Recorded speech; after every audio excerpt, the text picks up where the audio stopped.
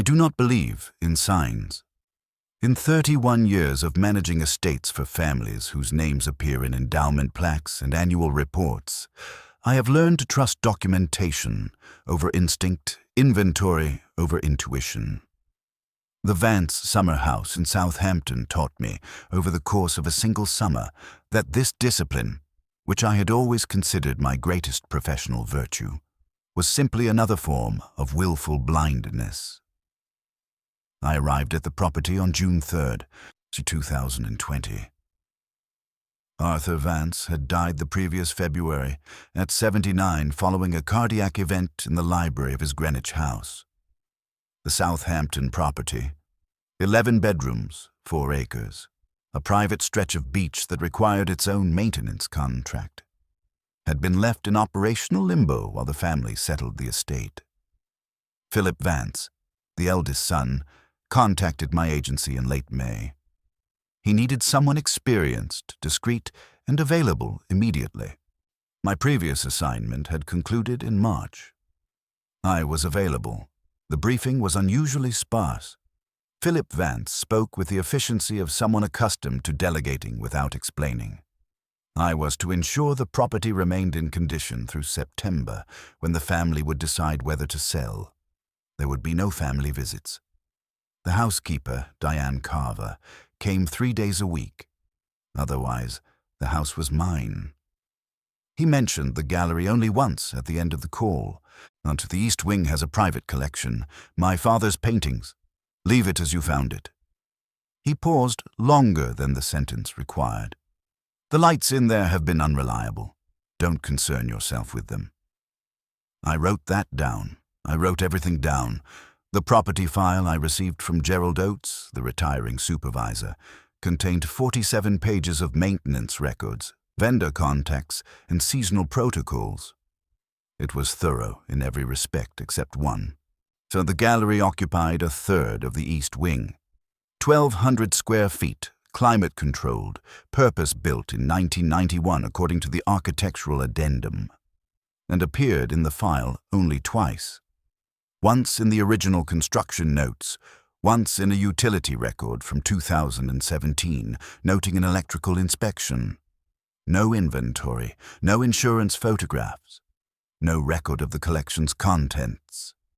I called Oates on June 5th. He answered on the 4th ring, and his voice carrying the particular flatness of someone who has already decided how much to say. "The gallery," I said. "There's no documentation in the file." "That's correct." "Was there documentation previously?" A pause. "Mr. Vance kept those records himself." "And after his death?" "Philip has them, I assume. Or they're in the Greenwich house. I wouldn't know." He wished me a pleasant summer and ended the call with the quiet finality of someone closing a door from the other side. The house itself was in excellent condition. The housekeeper, Diane Carver, arrived the following morning with the brisk precision of someone who had been doing the same job for 20 years without once being asked her opinion of it. She showed me the staff protocols, the key system, the mechanical room. She did not offer to show me the gallery. When I asked, she said the key for the East Wing was on the main board, 3rd hook from the left. She said it the way people mention a room where someone died. I did not enter the gallery on the first day, or the second. Professional habit. I prefer to understand a property's routines before disturbing them. I walked the grounds, reviewed the mechanical systems, checked the perimeter irrigation. Southampton in early June has a particular quality of light, clear, salt-edged, leaning toward afternoon gold earlier than it should. So the house sat on its 4 acres with the quiet authority of a building that has never needed to announce itself. On June 7th, I unlocked the East Wing. The corridor leading to the gallery had its own thermostat, set to 68 degrees year-round, regardless of the season. The floor was limestone, the walls painted a neutral gray that absorbed rather than reflected light. 3 recessed fixtures ran the length of the ceiling. They were off. The gallery door was solid mahogany, and no window. A keypad beside the handle, disabled. The panel blank, wires disconnected, a post-it note adhered below reading manual key only in handwriting I would later identify as Arthur Vance's own. I inserted the key. The mechanism turned with the smooth resistance of quality engineering. I opened the door. The lights came on. Not gradually. Not with the flicker of an aging system finding its current. All at once, with the clean certainty of a room that had been waiting. The 14-track fixtures along the ceiling, each angled precisely at a specific canvas. The collection resolved before me. 31 paintings, post-war American, every one of them hung with the deliberate spacing of a museum installation. I stood in the doorway for a long moment. Then I stepped back into the corridor, and the lights went out. I returned the key to the board and said nothing to Diane Carver. She arrived the following morning, completed her cleaning rotation, and left without entering the East Wing. I watched from the study window as her car moved down the gravel drive. I'm not a man given to testing things, but I returned to the gallery at 2 in the afternoon with a purpose that I framed to myself at the time as professional diligence. The property's electrical systems were my responsibility. If something in the East Wing was malfunctioning, it required documentation. I opened the door. The lights came on. I stepped back. They went out. And I stood in the threshold, 1 foot across, 1 foot in the corridor, and the lights held at half intensity as if negotiating. I spent 40 minutes running alternative explanations.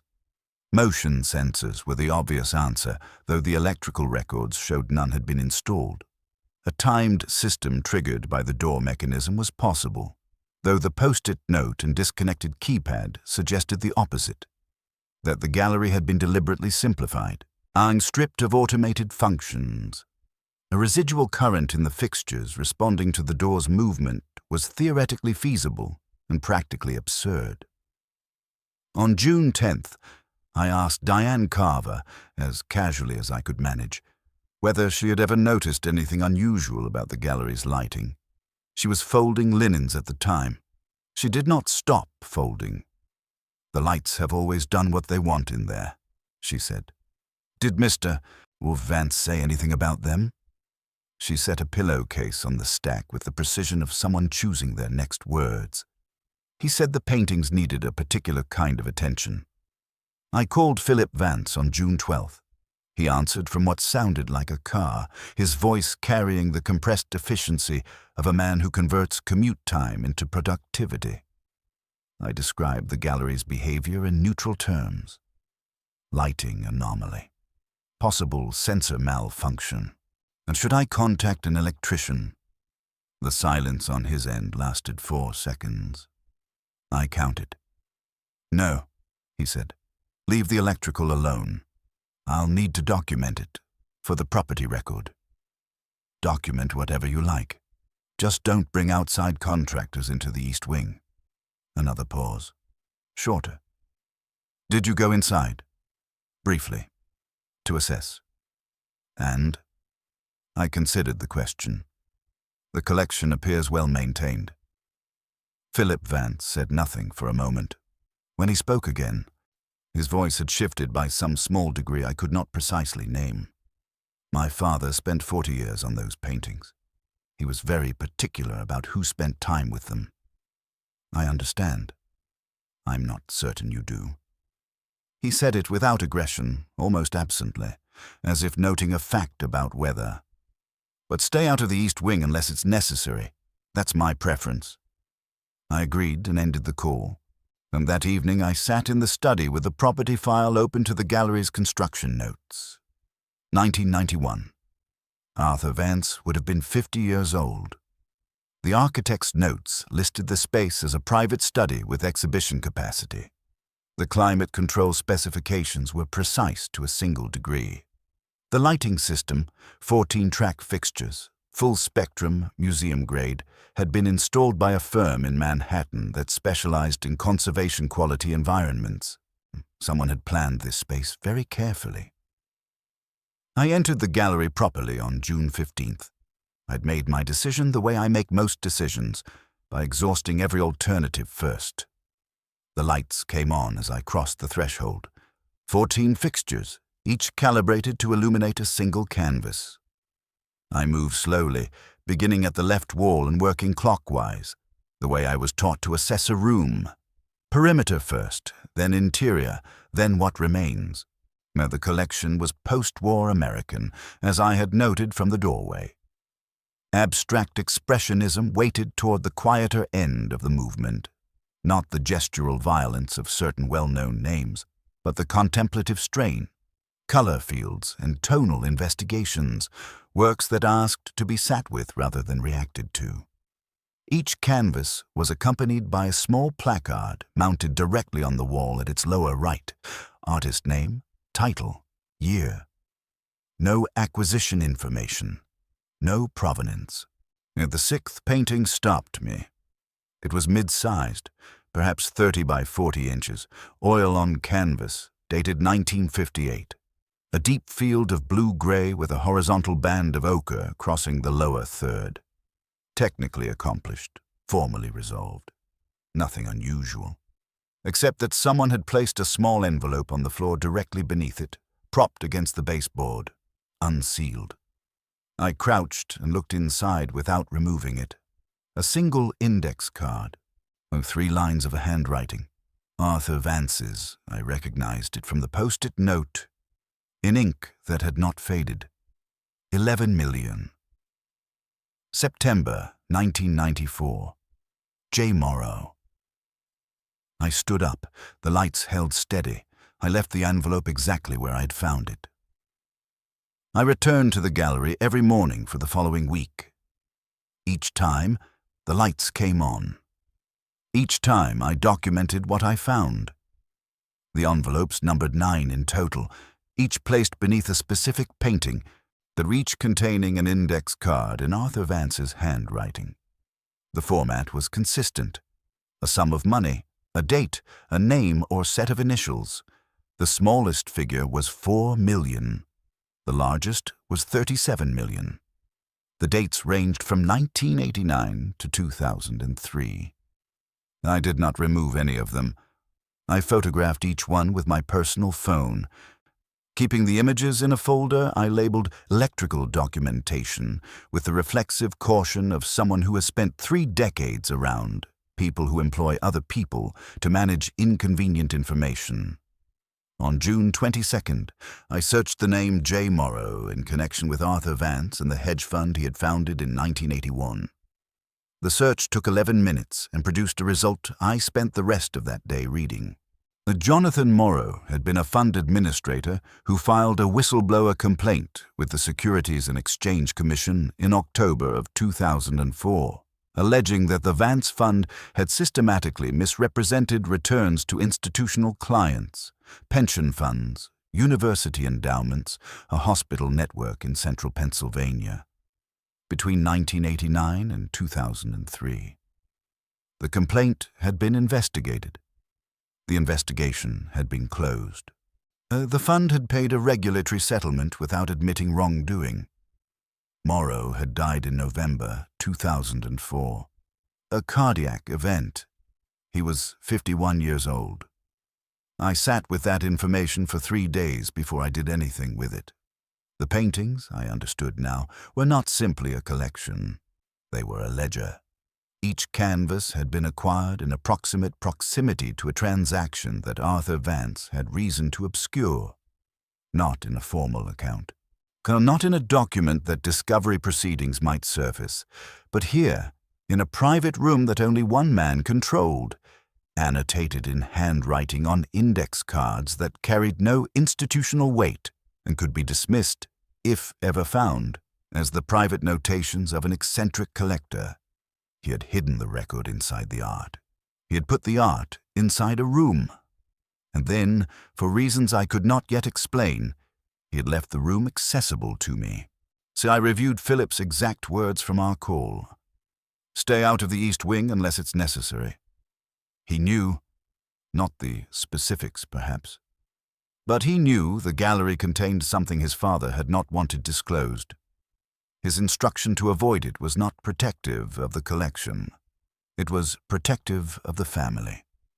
I should have called the agency. I should have documented my findings, submitted a formal report, and requested guidance. That is what 31 years of professional practice would dictate. Instead, I returned to the gallery on the morning of June 25th and stood in front of the blue-gray canvas that had shown me the first envelope. The lights were on. I looked at the painting for a long time. Then I began, methodically, to check the remaining walls for anything I had missed. I found the logbook behind the last canvas on the north wall. It was not hidden in any dramatic sense, and it rested in a narrow space between the painting's frame and the wall, held in place by the frame's own depth. A black, cloth-bound volume, the kind sold in office supply stores throughout the 1980s. Unremarkable, unmarked on the exterior. Inside, in Arthur Vance's handwriting, was a complete record. Not of the transactions I'd found on the index cards. Those were summaries, external-facing in some private logic of his own. And the logbook contained the other side, what the money had done.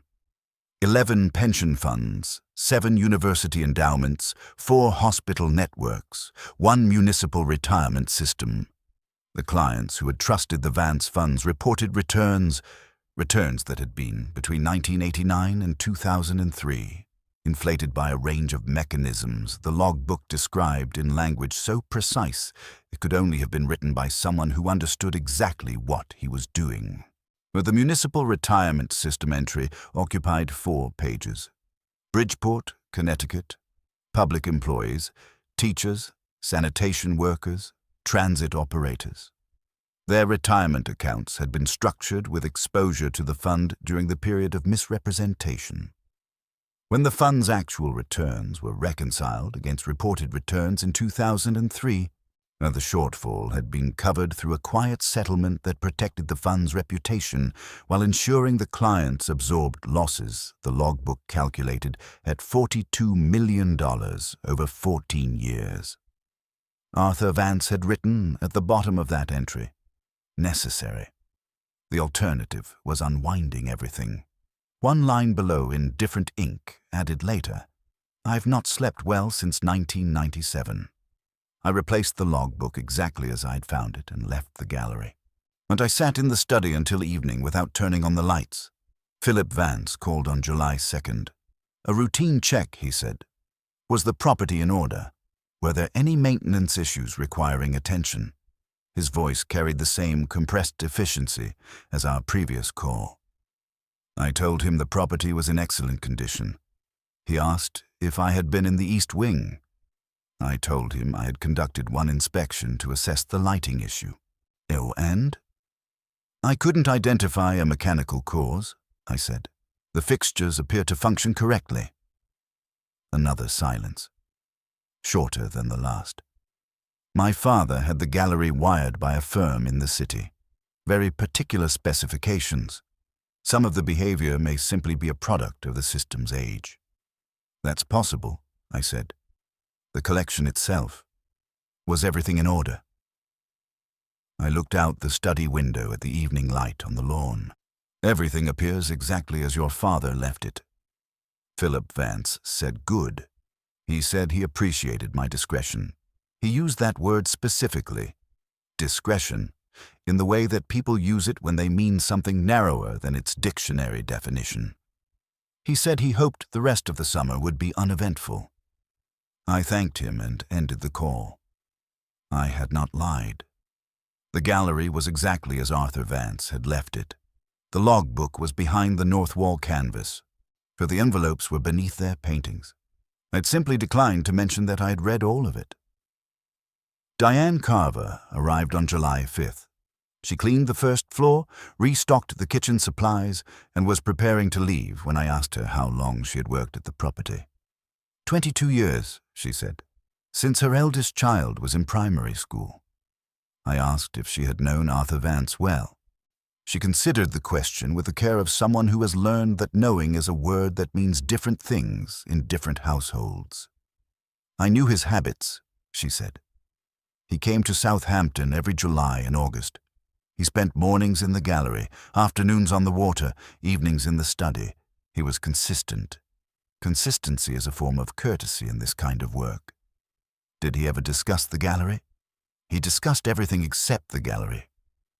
She said it simply and without implication. He would tell me about the grounds, the kitchen supplies, the maintenance schedule. Never the East Wing. Did he ever have visitors who went into the gallery? She pulled on her jacket slowly. Once, a man 6 or 7 years ago, older than Mr. Vance, white hair. They went in together and came out 2 hours later. Mr. Vance looked like he hadn't slept. The visitor left without staying for dinner, which Mr. Vance had arranged. Do you know who he was? I heard Mr. Vance use a name when he was walking the man to his car. I wasn't meant to hear. She picked up her bag. Morrow, she said. He said goodbye, Morrow. She left before I could respond. Jonathan Morrow had died in November 2004. The visitor Diane had seen was 6 or 7 years ago, 2013 or 2014. I sat with that arithmetic for a long time. I returned to the gallery the following morning. The lights came on, and I went directly to the north wall and retrieved the logbook. The last entry was dated September 14, 2014. Arthur Vance had written a single paragraph, different in tone from every previous entry. Not financial, not analytical. More like a man deciding at the end of a very long process of reasoning that he has arrived at the only conclusion available. He came to see what I had kept. I showed him the paintings and the cards. I told him about this book. So he did not speak for a long time. When he did, he said he was not there to accuse me. He said he had already understood years ago what had happened, and that understanding had cost him things I could not imagine. He asked only one thing, that when I died, someone would find this room, someone who had no reason to protect what was in it. I told him I would arrange that. He shook my hand and left. I watched his car until it disappeared. I do not know what arrangement I can make that will hold. But I have written this down because written things do not forget, even when the people who wrote them do. I closed the logbook. I understood, finally, why the lights came on only for me. Gerald Oates had retired the week before I arrived. He had managed this property for 19 years. I called him again on July 9th. This time he answered on the first ring, which told me he had been expecting the call. The gallery? I said. Yes, he said. Arthur Vance arranged for you to be replaced before summer. A pause. He made that clear to the agency. He specified the profile he wanted. Someone experienced without previous connection to the family. Someone who would be thorough. Oates stopped. Someone with no reason to protect anything. He arranged for someone to find it. He arranged for the right person to find it. He was specific about that. And I managed this property for 19 years, and he never gave me a key to the East Wing. Oates cleared his throat. He said you had managed estates for families in litigation disputes. He said you understood documentation. He looked into me. He looked into several candidates. You were selected in January. He died in February. I looked out the study window at the water. Southampton in July has a particular quality of stillness in the early morning, before the boats appear on the horizon. Did you know what was in the gallery? I asked. I knew he needed someone to find something, Oates said. I didn't ask what. In this kind of work, you learn not to ask what the family doesn't offer. He paused. Was it what he intended? I think so, I said. Then you'll know what to do with it. He said goodbye and hung up. I did not know immediately what to do with it. I spent 3 days reading everything I could find about the 2004 regulatory settlement. The public record was thin. A brief consent order, a penalty figure that represented a fraction of the losses documented in the logbook, a standard clause prohibiting the respondent from admitting fault. The fund had continued operating. Arthur Vance had continued managing it until his retirement in 2011.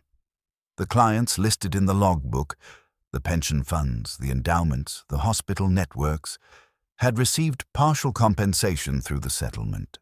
And the municipal retirement system in Bridgeport had received $11 million against losses the logbook calculated at $42 million. The difference had been absorbed through benefit adjustments phased in over a decade. Teachers, sanitation workers, transit operators who had retired expecting something specific and received something less through a process so gradual that no single moment of it announced itself as wrong. And the logbook documented this with the precision of a man who had needed to understand, in complete detail, what he had done. Jonathan Morrow had understood it too. He had filed his complaint and been ignored, and then he had died, and then, apparently, impossibly, he had returned to a gallery in Southampton to look at paintings that stood in for the record of what had been taken from people who would never know the specifics of how. I photographed every page of the logbook, and I photographed every index card. Then I made a list of the people who deserved to know what I had found. The list was shorter than it should have been. Jonathan Morrow had no surviving immediate family. His wife had predeceased him. His one daughter had died in an accident in 2009.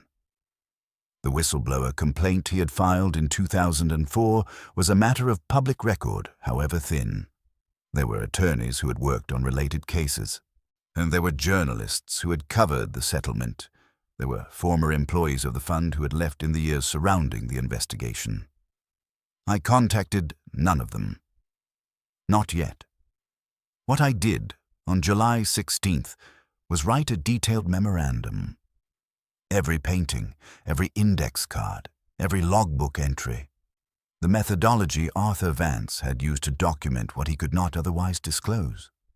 The fact of his deliberate arrangement, the specific recruitment of someone with no family loyalty, of the withdrawal of Gerald Oates, the gallery left accessible, the lights that behaved as he had somehow ensured they would. I wrote it as I would write any property assessment, chronologically, factually, without interpretation, where interpretation could be avoided.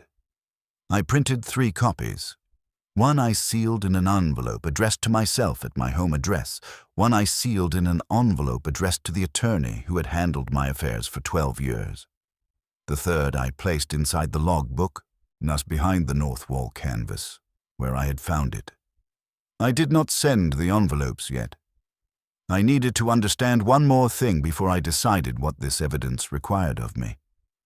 I went back to the gallery on the morning of July 18th and stood in front of the blue-gray canvas that had first stopped me. The lights were on. 14 fixtures, each at its proper angle. The room was 68 degrees. The collection hung in its deliberate spacing, post-war American, quiet and considered, and each painting an acquisition that had coincided, I now knew, with a specific financial maneuver in a fund that had been telling lies for 14 years. Arthur Vance had spent 40 years building this room. The last years of that period, he had been building something else inside it, a confession in a language that would survive him. I thought about the night of September 14th, 2014. 2 men in this room, one who had committed the wrong, the one who had tried to expose it and paid for the attempt with consequences the logbook could not fully quantify. What had they said to each other in the hours the paintings witnessed? The logbook recorded only the ending, the handshake, the departure, the car disappearing down the drive. I thought about what Morrow had asked, that someone would find this room, someone who had no reason to protect what was in it. He had not asked for justice. He had not asked for restitution. No, he had asked only for a witness. I looked at the blue-gray canvas for a long time. Then I understood that being a witness and doing nothing with the witnessing are not the same thing. I called Philip Vance on July 21st. I told him I had conducted a thorough review of the gallery and discovered documentation his father had preserved relating to the fund's regulatory history. I used precise language. I did not interpret. I described what existed and where it was. The silence on Philip's end was the longest of our calls. When he spoke, his voice had changed in a way I could not quite classify. Not angry. Something more controlled than anger, and therefore more deliberate. "My father is dead," he said. "Yes. Whatever was in that room was a private matter. The people affected by the events it documents were not private parties." Another silence. "You're a property manager. This is outside your scope." "I'm a property manager who was specifically recruited to access that room," I said. "Your father arranged that recruitment. He was specific about the profile. Someone without connection to the family, someone with documentation experience." I paused. He left me the key. Philip Vance said nothing for several seconds. "What do you intend to do?" he asked. I'd spent 3 days deciding the answer to that question. "I intend to complete my assignment through September, as agreed. At that time, I will submit a full property report, which will include documentation of everything I found in the East Wing. I will be sending copies to 2 parties in advance of that report. They will hold them in escrow until I deliver the final version. And if I terminate my contract, the copies will be delivered immediately." He ended the call without responding. I had expected, after that call, some form of response from Philip Vance. A lawyer, a counteroffer, a formal termination with legal language designed to create complications. What I received on July 24th was a letter, handwritten, not Philip's handwriting. I had seen Philip's handwriting on one document in the property file, a signature with the compact efficiency of someone who communicates primarily by other means. This was different, deliberate, careful, and the letters formed with the patience of someone for whom writing was a considered act.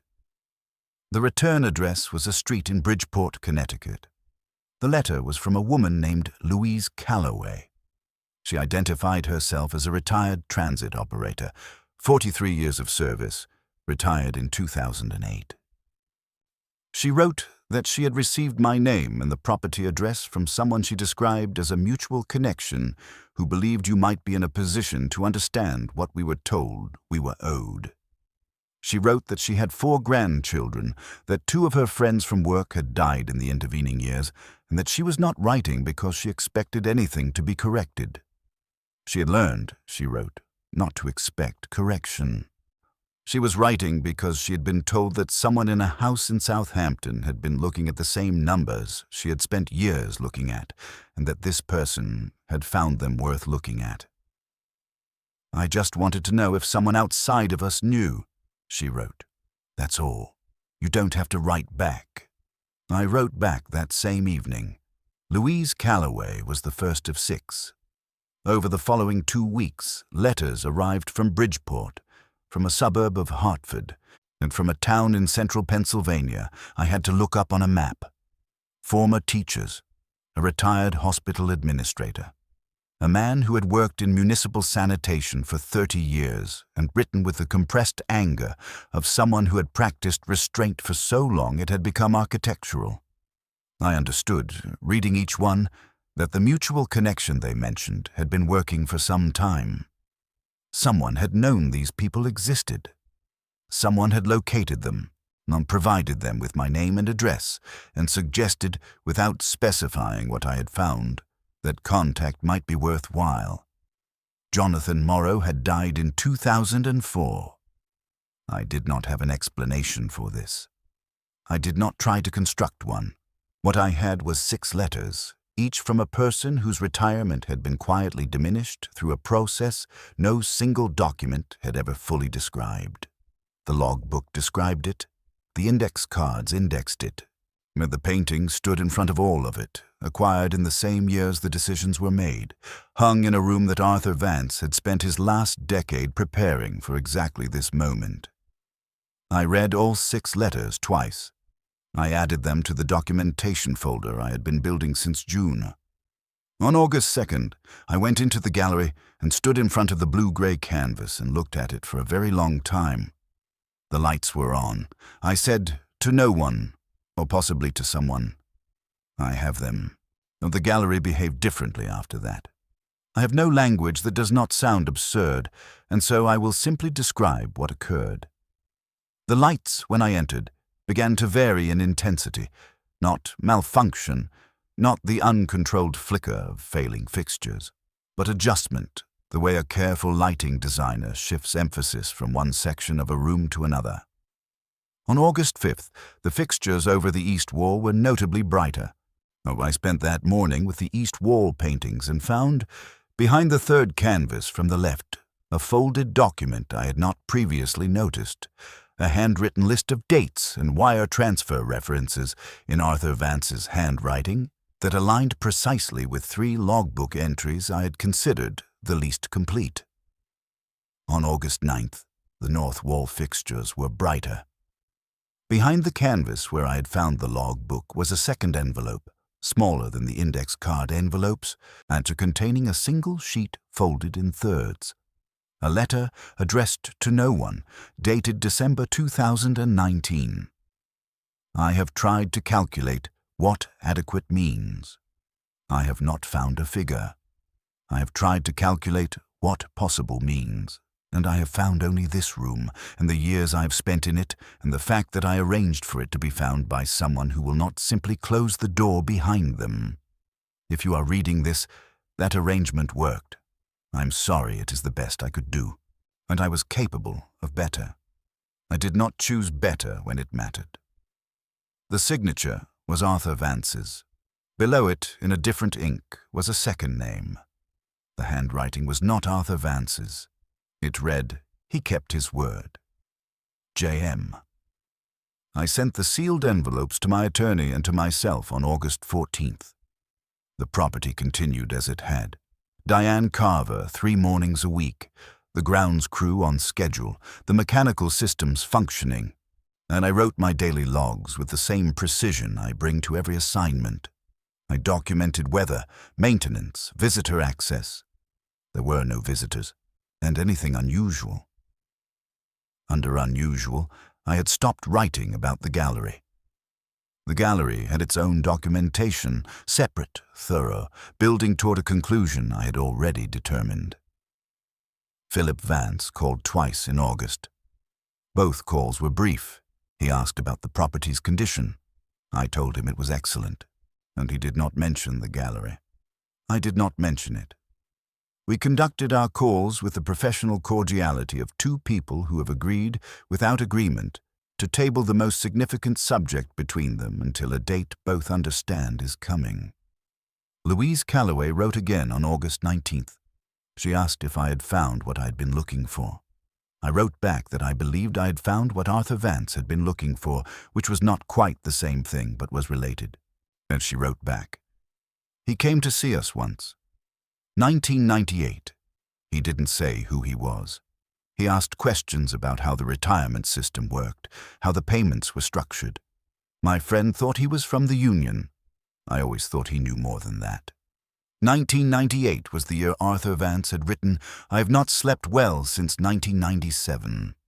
September came in salt and wind off the Atlantic, so the summer houses around the property began closing in stages.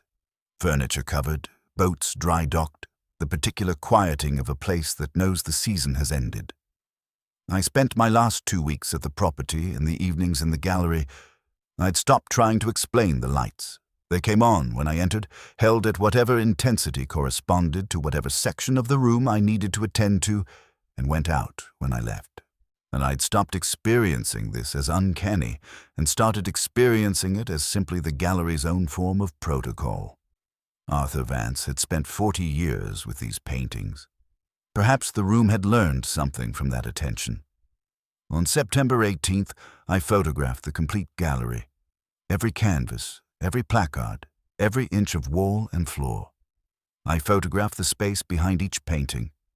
I photographed the logbook, open to each page, signed and replaced it, for the last time, behind the north wall canvas. I did not take any of the documents. I left everything exactly as Arthur Vance had placed it, and as I had found it. The evidence needed to remain in situ for any formal process that might follow. The copies I held were sufficient for the purposes I intended. On my final evening at the property, I stood in the gallery doorway for a long time. 14 fixtures, fully illuminated. 31 paintings, each in its place. I said what there was to say. Nothing dramatic. Just an acknowledgement that the room had done what it was built to do. And so, I hoped, had I. I submitted my final property report on September 29th. It was 212 pages. The standard sections, maintenance, mechanical, grounds, vendor contracts, seasonal protocols, occupied 47 pages, consistent with a thorough estate assessment.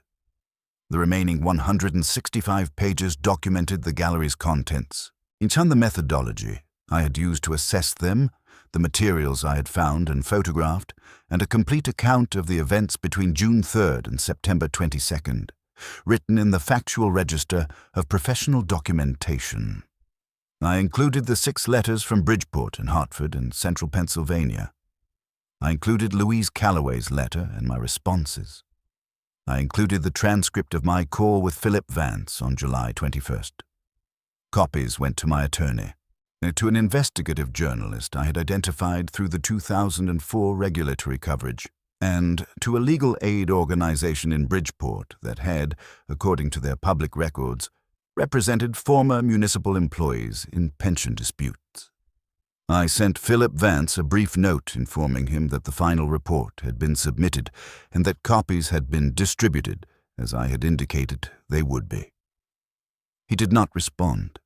The agency closed my file on the assignment and paid the final invoice without comment. Gerald Oates sent me a card, a plain white card, no printed message, just his handwriting. I hoped it would be someone like you. I do not know what will come of the documentation I assembled.